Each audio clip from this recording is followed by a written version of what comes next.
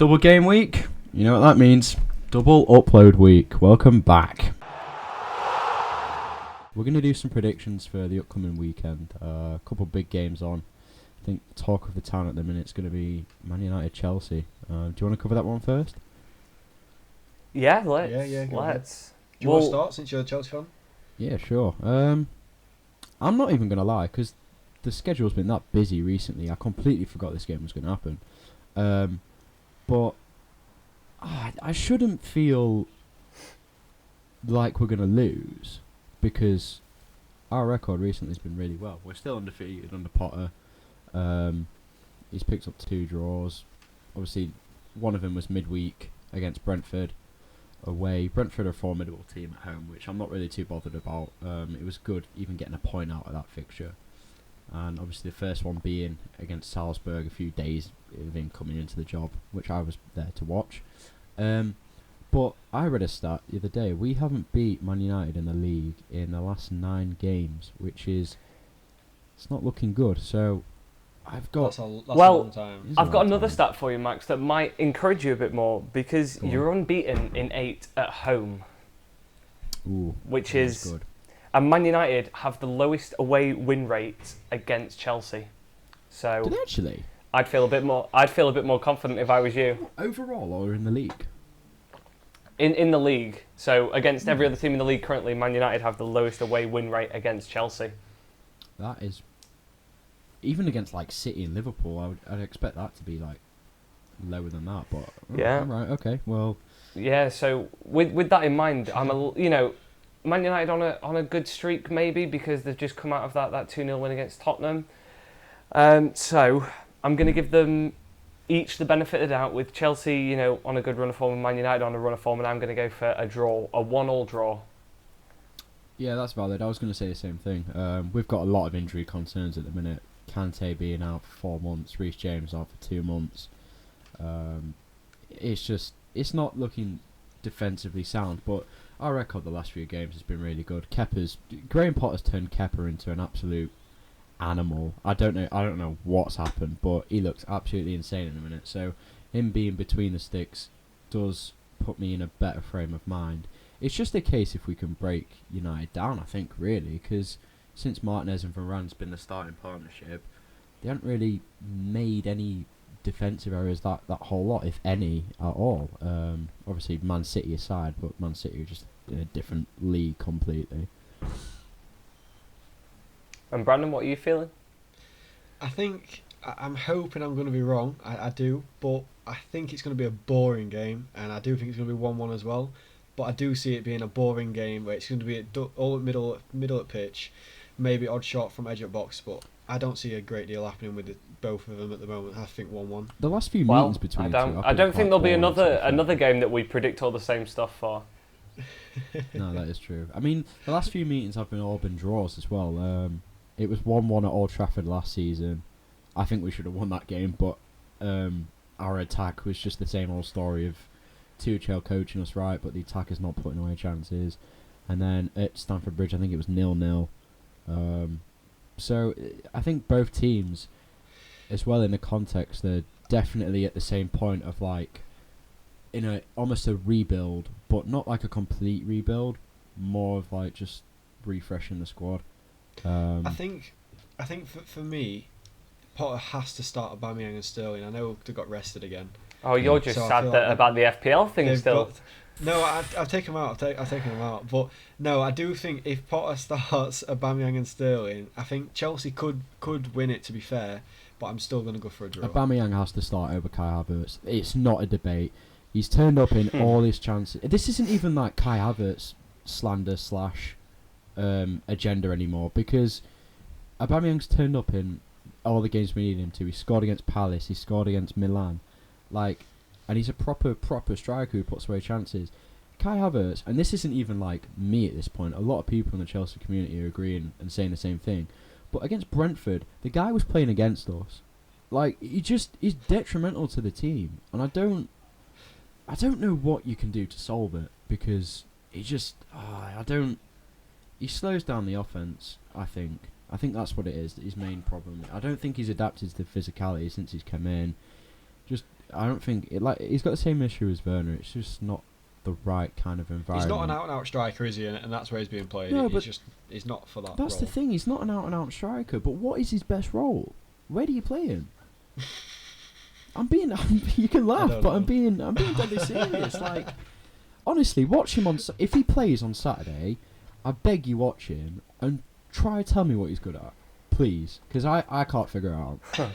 I can't. Well, with that, let's move on to your team, Brandon. Liverpool away at Nottingham Forest, who are obviously in a dire situation down the bottom end of the table. And if anyone has predicted that Notts Forest are going to win, you are a brave person. Too right. Well, here's a stat, Brandon. They've got an XG against them of 1.98 Forest, which is pretty bad. So I've also gone 3-0 Liverpool. Another 9-0 on the cards, maybe? Who knows? Nah, not 9. I mean, we've obviously got the injuries. Now Núñez is injured as well. I think it's just... I mean, we've won both our last games 1-0. I know it was City and West Ham. But I think it's going to be just like 2-3-0. Like I said, I'm going to go 3-0. I think Salah might be able to grab a couple and finally get back into form. But no, I'm just going to go 3-0. I don't think it'll be a massive high-scoring one. Max, assumedly you're not going with 9-0. No, I was just... I was having a joke. No, I think it'll be 4-0. 4-0. Yeah. Okay. Yeah. We'll move on to another big team, Manchester City, who are at home to Brighton, who are struggling, under a new manager. So, what do we all think about that? I don't really think Brighton will win. I think that's a given. But I don't think they've done too bad as such. Like, they put 3 past they're a Liverpool. team that, put 3 past Liverpool, beat Man United. I just think at the moment they're really struggling under their new coach. It's the hardest game from possible. So I don't think there's any chance they're going to win. But football's football. It's not really decided on paper, is it? So I'm going to go 3-0 City. I have gone 4-1 to Manchester City. Well, I'm going to go a bit different. I'm going to go for a 2-2 draw. Okay. The only reason I'm going for it is if Brighton can get like Trossard or someone actually going for the goal, then they will score. But they're struggling to score, and I think like Trossard were on fire against us, and if he does the same, then I see him scoring. But you'd expect City to win, and I would expect City to win. But I just want to chuck one out there and go 2-2. Just why not? Right, yeah. Okay. Shall we move on to league leaders, Arsenal? Yes, Arsenal. Who have they got? They've got Southampton, and they are away at Southampton. So, who did they have last week? They had Leeds last week, didn't they? Yeah, and they got lucky against Leeds. They struggled. They did. They struggled a lot. They did. I mean, with Bamford missing a penalty, I think if anyone else takes that, it probably finishes 1-1. So, I think Southampton could cause them issues, but I don't really see them being a massive threat.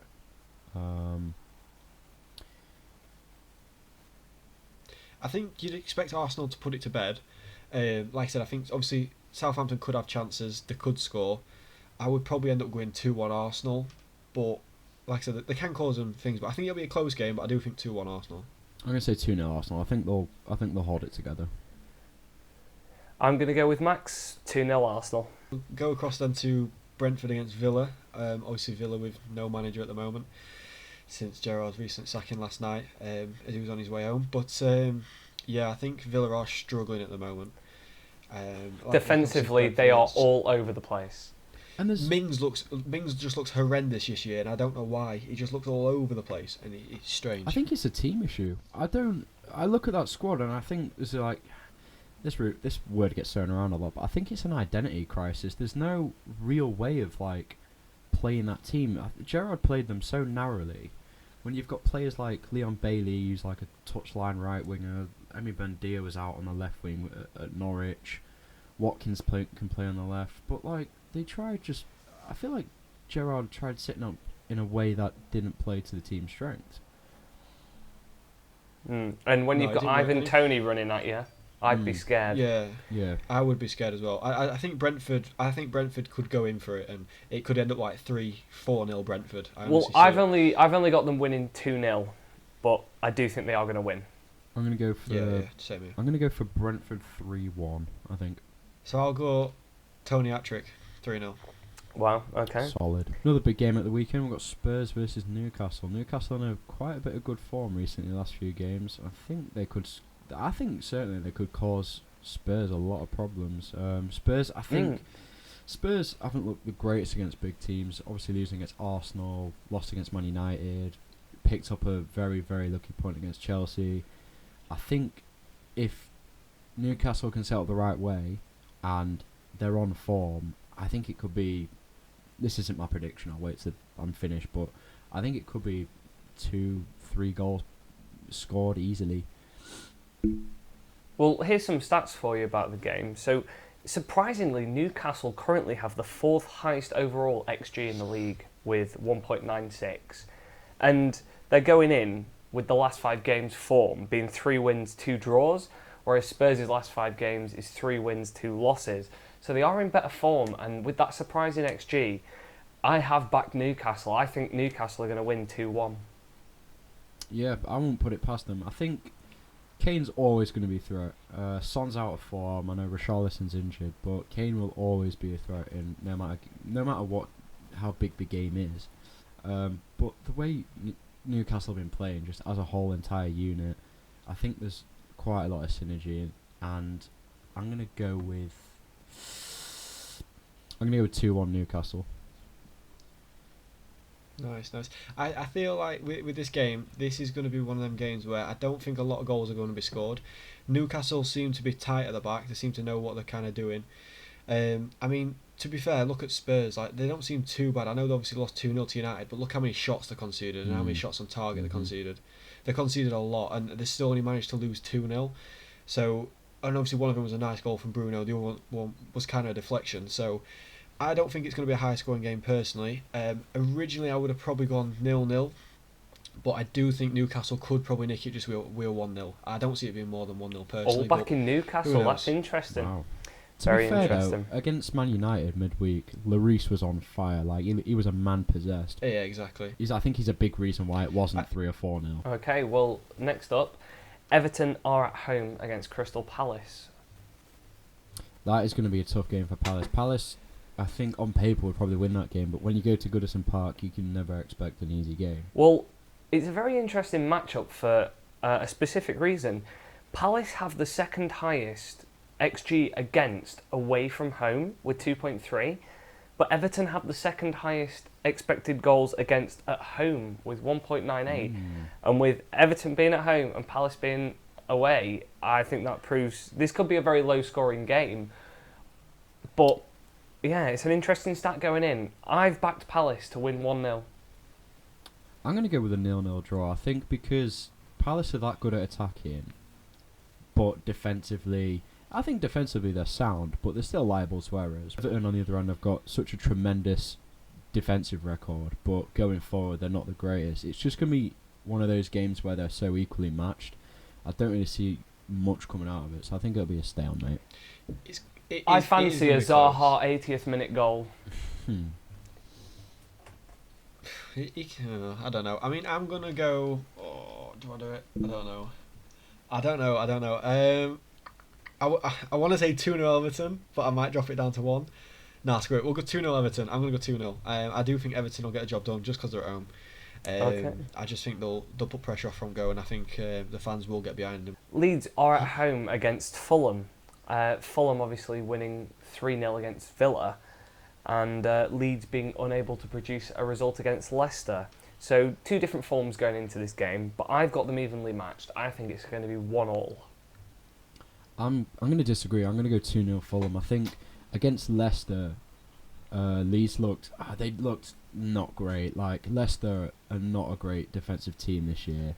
You'd expect them to keep a clean sheet. Yes, they looked bad against Leicester, but you saw how they played against Arsenal.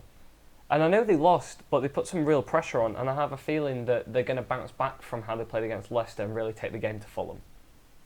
Yeah, I 100%. They're not going to roll over and let Fulham beat them. But the thing is, like, a big problem for me and Leeds is Patrick Bamford. He's just been injured that much. He's just lost so much momentum. And, like, if any Leeds fans are watching, they might hate me for saying this, but he just doesn't look that good anymore. Like, even the penalty aside against Arsenal, like if you're a striker and you're taking a dead ball and you're not getting it on target, I'm not convinced. Like he doesn't seem that guy anymore. I think if they need to, He seemed dreadful. He seemed like off it last night. Yeah, He wasn't 100%. on He it, just were he? no. He's not quick. He's not got the movement he used to have. He looked very bad last night. Yeah. Yeah, for that reason, I don't really see them scoring against Fulham, and Fulham picking up that was a huge win against Villa last night, just because they were that good. I mean, I know it is Villa, and they aren't going through the best run of games at the minute, but they were still really, really good. The amount of shots they had, and attacking-wise, they looked really clean. But I definitely see them getting at least 1 or 2 goals, so I'm going to go with Fulham 2-0. Yeah, I think I'll probably back that as well. I think Fulham 2-0. I think like Leicester have not been the greatest team and Leeds struggled last night. So yeah, I'm gonna go Fulham 2-0. Mitrovic with 2. Okay. West Ham Bournemouth. I don't have much to say going into this one. It's a Bournemouth team who I don't think are going to cause too many problems for West Ham, but I do think they're going to get a goal. 2-1 West Ham. I think the last few games Bournemouth haven't been playing too bad, to be fair. Especially with Scott Parker being sacked, the backroom staff that took over have got them a little bit motivated, to be fair. I don't think it'll be that easy of a game for West Ham to win. I think it'll be a lot harder than people think. But that being said, I still think they'll get the job done. I'm going to go with West Ham 1-0. I'm gonna go West Ham again, but I do think it'll be 2-0. Obviously Bournemouth are doing okay, but I just think West Ham will have that edge with like obviously the front that they've got compared to Bournemouth. So yeah, 2-0. The last game we have to talk about is two teams really struggling down the bottom of the table. Wolves versus Leicester. I think again that's a bit like it's a bit like one of them, innit? yeah, it's a bit like Palace Everton in a sense that Leicester are that good going forward, but they're a liability defensively, whereas Wolves can't really seem to score, but defensively they're pretty good. But to be fair, I think if Leicester have picked up a 2-0 win midweek where they've kept a clean sheet and they've scored 1 or 2 convincing goals, I think that could be the start of a nice little run for them. So I'm going to go with a Leicester win. I don't know though. I'm going to go with 2-0 Leicester. I mean the goals last night. I mean, don't get me wrong, the second one was the nice. second one was well worked. But the first yeah, the second one was was nice, a superbly worked goal. Yeah, it was lovely, but I think Wolves are a lot harder team to break down. I don't think they're going to make as many mistakes as Leeds do. I think it could, like I said, Wolves are struggling to score. If anything, it could be a draw. But if anyone's going to nick it, it's going to be Leicester. But I'm honestly just going to go 0-0. Okay. Well, Wolves are in really bad form going into this. 4 losses and 1 win in their last 5. But I fancy an upset. I think Wolves are going to take it 1-0. I don't. So we've all gone different on this one. I won't put it. I think it's the only one we've all gone To different. be fair, I wouldn't put it past Wolves to surprise a few people, but yeah, okay. I think they need to. They need to in regards to where they are and stuff. So they definitely need to, but it'll be hard for them. Mm-hmm. I'm But using Leicester's a Premier team to do it League. I'm against. using definitive Premier League logic. Wolves are in bad form. Leicester have just had a good win. That means that the opposite will happen. Exactly. Fair enough. So that's pretty much everything from us three at the back. So we'll do a video to follow up probably within the next week or so, see how we all got on. Maybe do some kind of like point system, but I think that's pretty much everything. So until next time, we'll catch you in a bit. Yeah, thank you for watching.